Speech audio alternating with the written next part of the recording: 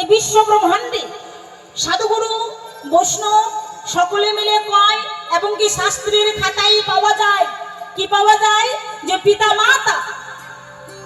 পিতামাতার থেকে বড় কোনো ধন বা পিতামাতার থেকে বড় গুরু মহাগুরু আর কেউ হতে পারে না। কি বাবা, এটাই তো বলে সাধুগুরু বৈষ্ণবগণ, গুরুজন যারা এই কথা বলে তারা পিতামাতার থেকে বড় গুরু কেউ হতে পারে না। অনাদিনাদি প্রাণ গোবিন্দ যিনি সেও পিতামাতাকে সম্মান করে এসেছিলেন, গৌরাঙ্গ মহাপ্রভু যিনি তিনি সন্ন্যাসে গমন করেছিলেন তবু তার মাকে তিনি সম্মান করেছিলেন। মাকে ছাড়া তিনি সন্ন্যাসে গিয়েও শান্তি পায় নাই। তাহলে সর্বশক্তি ভগবান হলেন আমার পিতামাতা। তাহলে পিতামাতাই যদি আমার এই বিশ্ব জগতের গুরু হয়, তবুও শাস্ত্রে পাই, সাধুগুরু বৈষ্ণবের মুখে শুনতে পাই, তবুও নাকি আমাদের দীক্ষা গুরু ধরতে হয়। কি মা, দীক্ষা গুরু ধরতে হয় তো? আচ্ছা, দীক্ষা মন্ত্র নিয়েছেন তো? কারা কারা নিয়েছেন একটু হাত তুলুন তো দেখি। সবাই হাত তুলুন, কারা কারা নিয়েছেন? বাহ, কেউ কেউ তুলছে, কেউ আবার তুলছেন। এবার যারা যারা হাত তুলছেন সবাই 50 টাকা করে নিয়ে আসুন। হ্যাঁ, এটা একটু রসিকতা করলাম না, কারণ মুখটা অফ করে বসে থাকলে কেমন লাগে, তাই না? টাকা পয়সা দিতে হবে না, টাকা পয়সা দেওয়ার জন্য আছে কমিটির বাবুরা। তাহলে সবাই দীক্ষা মন্ত্র নিয়েছি, শুনে খুব ভালো লাগলো। কিন্তু দীক্ষা মন্ত্র আমরা সবাই নেই, নিতে হয়, এটা বলেছে সবাই নিতে হয়। তাহলে কেন নেব? পিতামাতাই যদি আমার সবকিছু হয়, যারা জন্ম দিল, যারা এই বিশ্ব ভ্রমণকে দেখালো, যারা চলাতে শিখালো, যারা বলাতে শিখালো, সবকিছু যারা শিখাইলো, তারাই আমার জগৎ গুরু।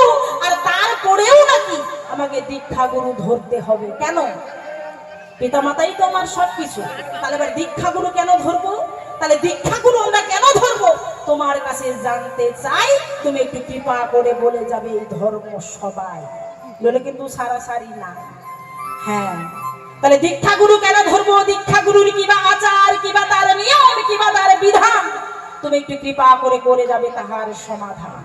দীক্ষা গুরু ধরলাম, দীক্ষা গুরু কি বীজ মন্ত্র দিল সেটা জপ করলাম, তবু নাকি এই জীবনের মুক্তি নাই, তবুও নাকি মানব জন্মের প্রাপ্তি ঘটে না।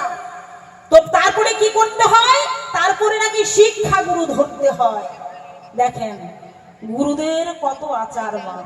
তাহলে শিক্ষা গুরু আবার ধরতে হয়। শিক্ষা গুরুর কর্ম করো, শিক্ষা গুরুর ধর্ম ধরো, শিক্ষা গুরুর আচার, শিক্ষা গুরুর বিচার কেমন সেটা তো জানার বিষয়।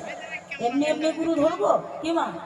তাহলে দীক্ষা গুরু কোন বীজ মন্ত্র দিল, শিক্ষা গুরুই বা কোনটা দেবে, আর কার কি নিয়ম, কার কি ধারা, তুমি একটু কৃপা করে বলে যাবে, শুনতে চাই তোমার কাছে আমরা, তবে নইলে কিন্তু ছাড়াছাড়ি নাই। তাহলে গুরু কয়টা হয়ে গেল মা? পিতামাতা গুরু, দীক্ষা গুরু, শিক্ষা গুরু, আরো গুরু দেখতে পাই। কি দেখবেন? এক এক গ্রামে এক এক মতো দেখতে পাই। আমরা আগে নদিয়াতে ছিলাম মা, কয়েক বছর নদিয়াতে ছিলাম, সেইখানে দেখেছি এক ঘরের গুরু আর এক ঘরের গুরুর হাতের ছোঁয়া খায় না। এটা আবার কেমন গুরু? আবার দেখেছি কেউ আবার আমিষ খায়, কেউ আবার নিরামিষ খায়। এটা আবার কেমন গুরু? আবার দেখেছি কোন গুরু কি করে, আমার বাড়িতে যখন আসে, আপনাদের বাড়ি আসে তো গুরুদেবরা আসে, অথচ আপনার চাল, আপনার ডাল, আপনার জল, আপনার চুলা, আপনার খড়ি, আপনি সবকিছু দিলেন, কিন্তু আপনার ছোঁয়া খাবে না। তাহলে এটা গুরুদের কি ব্যবসা নাকি? গুরু নিন্দা করছি না, গুরু নিন্দা করা মহাপাপ, এর মতো পাপী হয় না। কিন্তু তবু আজকে যিনি আমার গুরুর ভূমিকায় আছে ওনার কাছে জানতে চাই, এইটা আবার কোন গুরু দেখতে পাই? এই যে এতগুলো গুরু এই জগতে সংসারে আমরা দেখতে পাই, তাহলে কোন গুরু ভজলে পড়ে, কোন গুরুর মন্ত্র সাধন ভজন করলে পরে আমাদের এই কলিহত জীবের মুক্তি ঘটবে, তুমি বলে যাবে ধর্ম সবার পড়ে, বলে কিন্তু ছাড়াছাড়ি নাই।